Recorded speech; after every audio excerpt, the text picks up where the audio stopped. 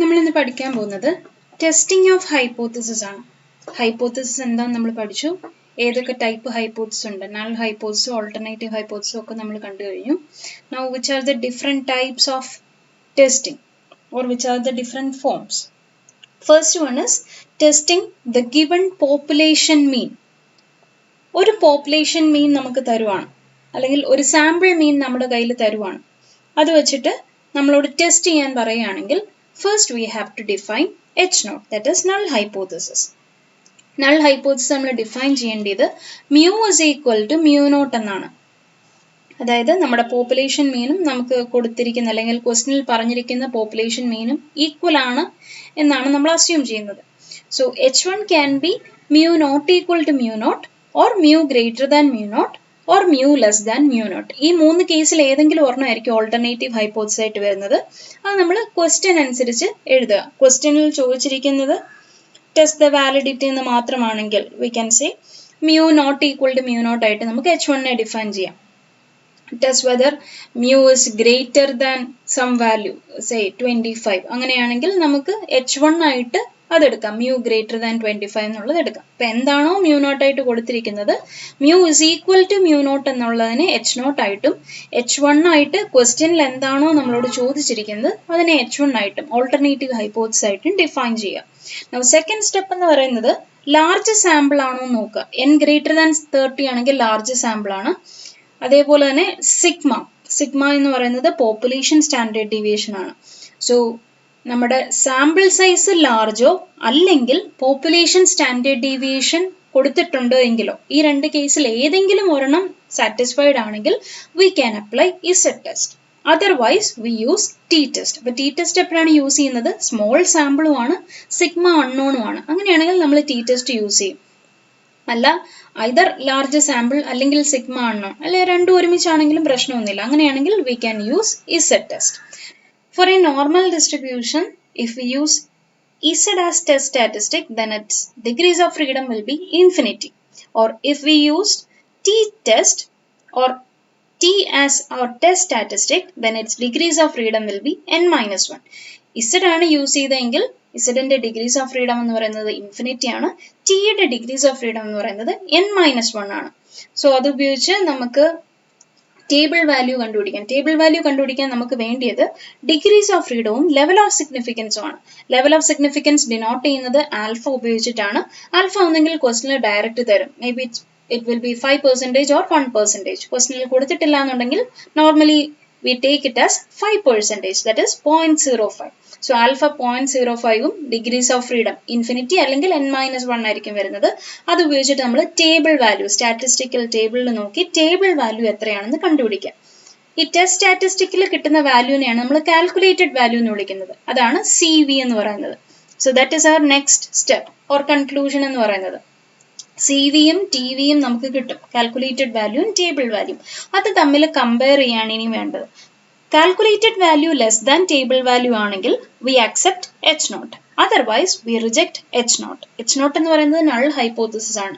So calculated value ആണ് ചെറുതെങ്കിൽ നമ്മൾ നൾ ഹൈപ്പോത്തിസിസിനെ അക്സെപ്റ്റ് ചെയ്യും. അല്ല, കാൽക്കുലേറ്റഡ് വാല്യൂ വലുതാണെങ്കിൽ, ടേബിൾ വാല്യൂവിനെക്കാട്ടിലും വലുതാണെങ്കിൽ വി റിജക്ട് H0. H0നെ റിജക്ട് ചെയ്യുക എന്ന് പറഞ്ഞാൽ നമ്മൾ H1നെയാണ് അക്സെപ്റ്റ് ചെയ്യുന്നത്. That means we accept alternative hypothesis. ഇത് രണ്ടിൽ ഏതെങ്കിലും ഒന്നായിരിക്കും നമുക്ക് കൺക്ലൂഷൻ ആയിട്ട് വരുന്നത്. So this is the process for testing a given population mean.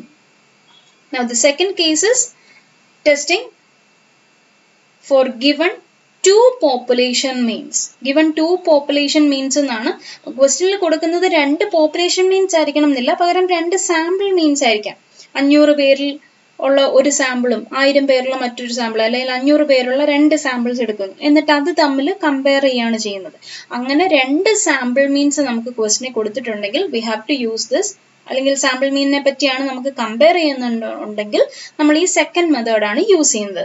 അവിടെ നമ്മൾ H0 ആയിട്ട് ഡിഫൈൻ ചെയ്യുന്നത് mu1 is equal to mu2 എന്നാണ്. നോക്കുക, ഫസ്റ്റ് കേസിൽ ഒരൊറ്റ പോപ്പുലേഷൻ മീനിനെ പറ്റി മാത്രമാണ് നമ്മളോട് ചോദിച്ചിരുന്നത്. So we defined it as mu is equal to mu naught. തന്നിരിക്കുന്നത് അല്ലെങ്കിൽ നമുക്ക് കണ്ടുപിടിക്കേണ്ട പോപ്പുലേഷൻ മീൻ എത്രയാണെന്നാണോ അതിനെയാണ് നമ്മൾ mu naught എന്ന് പറയുന്നത്. ഇവിടെ രണ്ട് സാമ്പിൾ മീൻസ് അല്ലെങ്കിൽ രണ്ട് പോപ്പുലേഷൻ മീൻസ് തമ്മിലാണ് നമ്മൾ കമ്പയർ ചെയ്യുന്നത്. So we define h0 as mu1 is equal to mu2. അപ്പോൾ ഇവിടെയും നമുക്ക് h1ന് 3 പോസിബിലിറ്റീസ് ആണുള്ളത്.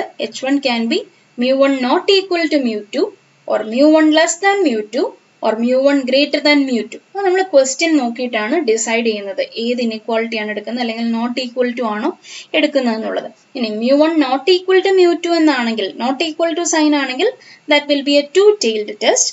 If it is any inequality less than എന്നോ greater than എന്നോ ആണ് h1 ഡിഫൈൻ ചെയ്യുന്നതെങ്കിൽ that will be a one tailed test. ഇനി ഇവിടെയും നമ്മൾ സെക്കൻഡ് കേസ് സിമിലർ ആണ്. സാമ്പിൾ സൈസ് ലാർജോ അല്ലെങ്കിൽ സിഗ്മ നോണോ രണ്ടിൽ ഏതെങ്കിലും ഒന്നുണ്ടെങ്കിൽ നമുക്ക് ഇസഡ് ടെസ്റ്റ് യൂസ് ചെയ്യാം. അല്ല രണ്ടും അറിയത്തില്ല, സാമ്പിൾ സൈസ് സ്മോളുമാണ് സിഗ്മ അൺനോണും ആണെങ്കിൽ we can use t test. Now if it is z, then z equal to x1 bar minus x2 bar divided by se, where se is defined as se ക്ക് 3 formulas ഉണ്ട്. se എന്ന് പറയുന്നത് standard error ആണ്. Now if sigma 1 equal to sigma 2, which means population standard deviations രണ്ടെണ്ണത്തിന് കൊടുത്തിട്ടുണ്ട്. ആ രണ്ട് population standard deviationും equal ആണെങ്കിൽ we can use the formula sigma into root of 1 by n1 plus 1 by n2. So what is sigma? sigma 1 ഉം sigma 2 ഉം എന്താണോ അതിനെയാണ് sigma എന്ന് വിളിക്കുന്നത്. sigma 1 equal to sigma 2 equal to sigma. രണ്ടും equal ആണല്ലോ. അപ്പോൾ ആ ഈക്വൽ ആയിട്ടുള്ള വാല്യൂവിനെയാണ് നമ്മൾ സിഗ്മ എന്ന് വിളിക്കുന്നത്. ഇനി രണ്ടും ഡിഫറെൻ്റ് ആണ്. Sigma 1 not equal to sigma 2 ആണെങ്കിൽ ഒബ്വിയസ്ലി അത് രണ്ടും സെപ്പറേറ്റ് നമുക്ക് ഫോർമുലയിൽ കാണിക്കണം. So that becomes square root of sigma 1 square by n1 plus sigma 2 square by n2. ഇനി സിഗ്മയെ അറിയില്ല, ഒരു സിഗ്മയും നമുക്ക് അറിയില്ല, സിഗ്മ അൺനോൺ ആണ്. അങ്ങനെയാണെങ്കിൽ നമുക്ക് എന്ത് ചെയ്യാം? Sample standard deviations obviously known ആയിരിക്കും. അത് ഉപയോഗിച്ച് നമുക്ക് ഫോർമുല മാറ്റി എഴുതാം. That will be square root of s1 square by n1 plus s2 square by n2. ഇനി നമ്മൾ ടി ഡിസ്ട്രിബ്യൂഷൻ ആണ് അല്ലെങ്കിൽ ടി ടെസ്റ്റ് ആണ് യൂസ് ചെയ്യുന്നതെങ്കിൽ T is equal to x1 bar minus x2 bar by sc, where sc is given by, ഇവിടെ ശ്രദ്ധിക്കുക T നമ്മൾ എപ്പോഴാണ് യൂസ് ചെയ്യുന്നത്? സാമ്പിൾ സൈസ് സ്മോളുമാണ്, അതേപോലെ തന്നെ സിഗ്മ അൺനോണുമാണ്. So in that case standard error will be defined as square root of n1 s1 square plus n2 s2 square divided by n1 plus n2 minus 2 into 1 by n1 plus 1 by n2. So this is the formula for finding standard error. ഈ ഉള്ളതിൽ നമുക്ക് ഏതാണോ ഏറ്റവും suitable ആയിട്ടുള്ളത് ആ formula use ചെയ്ത് Z അല്ലെങ്കിൽ T കണ്ടുപിടിക്കാം. അഗെയിൻ ബാക്കി പ്രോസസ് സെയിം ആണ്. ഇസഡ് ആണെങ്കിൽ എപ്പോഴും ഡിഗ്രീസ് ഓഫ് ഫ്രീഡം ഇൻഫിനിറ്റി ആയിരിക്കും. ടി ആണെങ്കിൽ ഡിഗ്രീസ് ഓഫ് ഫ്രീഡം ഇവിടെ n1 പ്ലസ് n2 മൈനസ് 2 ആയിരിക്കും. നമ്മുടെ ഫസ്റ്റ് കേസിൽ n മൈനസ് 1 എന്നേ ഉള്ളായിരുന്നു. ഇവിടെ അങ്ങനെയല്ല, n1 ഉം n2 ഉം രണ്ട് സാമ്പിൾസ് ഉണ്ട്. So degrees of freedom will be n1 plus n2 minus 2. So alpha നമുക്ക് ഒന്നെങ്കിൽ ക്വസ്റ്റ്യനിലുണ്ട് അല്ലെങ്കിൽ 5% എടുക്കുക and find table value. Again the same conclusion follows. If calculated value is less than table value, we accept h0, otherwise we reject h0. This is the second case.